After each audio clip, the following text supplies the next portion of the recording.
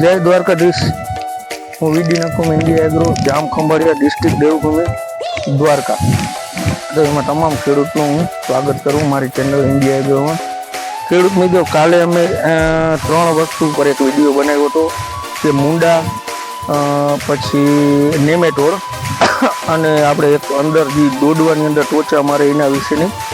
તો આજનો વિડીયો એના માટે છે કે બેસ્ટ એટલા માટે છે કે હવે મગફળીની અંદર શું થશે, કેમ કે રોગ જીવાત ઈયળની તો લગભગ હવે ખતમ થવા જઈ રહી હોય, તો હવે મગફળીની અંદર કહેવાની ધ્યાન રાખવી। તો મગફળીની અંદર અત્યારે છેલ્લા 2-3 દિવસની અંદર ફિલ્ડમાં બધી જગ્યાએ જતા ઘેરું, ટીકા અને પાન પીળા પડવા, લાલ પડવા, રાતળ દેખાવી એવું બધું હવે દેખાવા માંડ્યું છે। તો આ રીતના જે દેખાવાનું છે તો એ શેના લીધે કંટ્રોલ કરી શકાય। આજે અમે આજુબાજુના ગામમાં, ધારો કે ભટગામ છે, માંજા છે, એવા આજુબાજુના 2-3 ગામની અંદર ફિલ્ડ કર્યું ત્યારે આ જોવા મળ્યું। આને રાતળિયો, ઘેરું, ટીકા, રાડો જે કંઈ તે 2-3 રોગથી આ બધું ઓળખાય।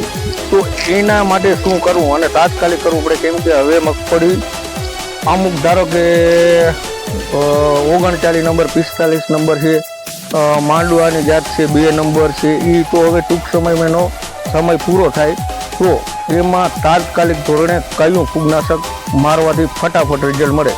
તો એમાં સારી કંપનીનું એઝોક્સાટ્રોબિન અને ડાયપેનોકોનાઝોલના સારા એવા રિઝલ્ટ મળે। ડાયપેનોકોનાઝોલ એવું છે કે રાડા માટે એ ટેકનિકલ બેસ્ટ ગણાય મારા અનુભવ મુજબ। બાકી અલગ અલગ ટેકનિકલ માર્કેટમાં ઘણા બધા વેચાતા હોય, તો આ ડાયપેનોકોનાઝોલ એઝોક્સાટ્રોબિનનું સારું મળે તો પ્રોપિકોનાઝોલ, ડાયપેનોકોનાઝોલ એ પણ ચાલે।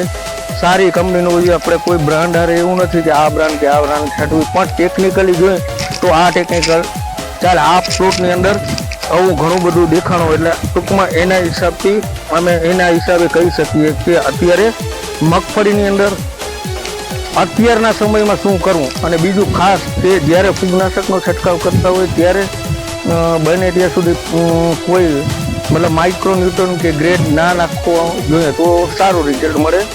એટલે અત્યારના સમયમાં શું મગફળીનો પ્રોબ્લેમ છે એના માટેનો ખાસ વિડીયો હતો। તો અત્યારે હવે મગફળીની અંદર લીલી પોપટી અને ફૂગની અંદર વધારે ધ્યાન આપવું જોઈએ। માત્ર ને માત્ર ખાલી ઈયળ મારવાથી ઉત્પાદન વધશે ને, ઈયળની સાથે સાથે લીલી પોપટી, સફેદ પોપટી, છેલ્લે કદાચ આ ભાવે અને ગરમીના હિસાબે થ્રિપ્સ પણ આવે। અને આ જે દેખાય છે એ મતલબ જે ઘેરું ટીકાનો રોગ કંઈ એ છે તો એનો તાત્કાલિક સ્પ્રે કરવો જોઈએ જો જરૂરિયાત હોય અને અગાઉ લાગ્યા હોય। ઘણા બધા ખેડૂત એવો હોય કે એને સ્પ્રે હજી સુધી ના કર્યા હોય તો એને તાત્કાલિક ફૂગનાશક ઉપર વધારે ધ્યાન આપવું જોઈએ। આજે આટલું, બાકીનો આગળના વિડીયો। જય